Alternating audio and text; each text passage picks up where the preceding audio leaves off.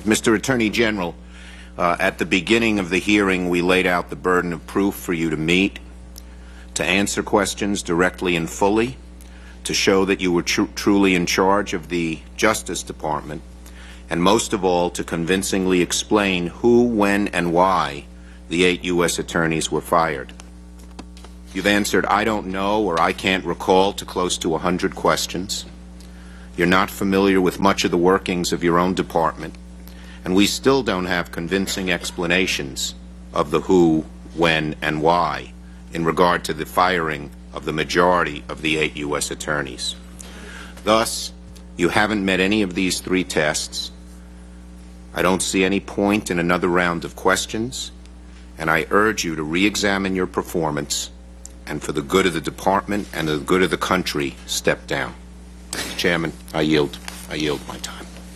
Thank you. Mr. Chairman, may I respond? Of course you may. Respectfully, Senator Schumer, I think all cabinet officials should ask themselves every day, what's best for the department that you lead?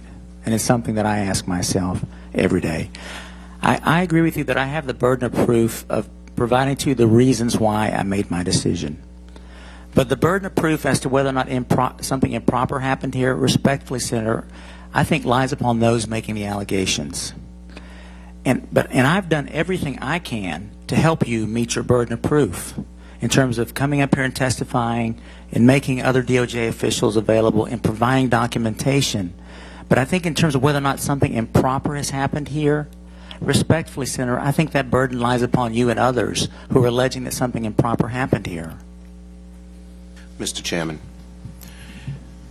that would be true if this were a criminal trial, sir.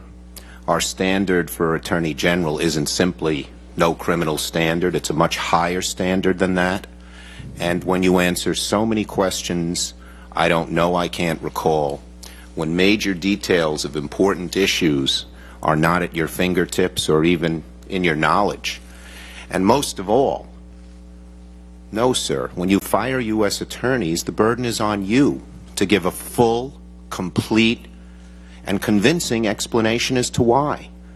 And people on both sides of the aisle fail to get that. So, sir, in my view, no, no, no. When you fire people who have good evaluations, who have devoted themselves to this country, the burden of proof lays on the person who did the firing, who took responsibility for the firing.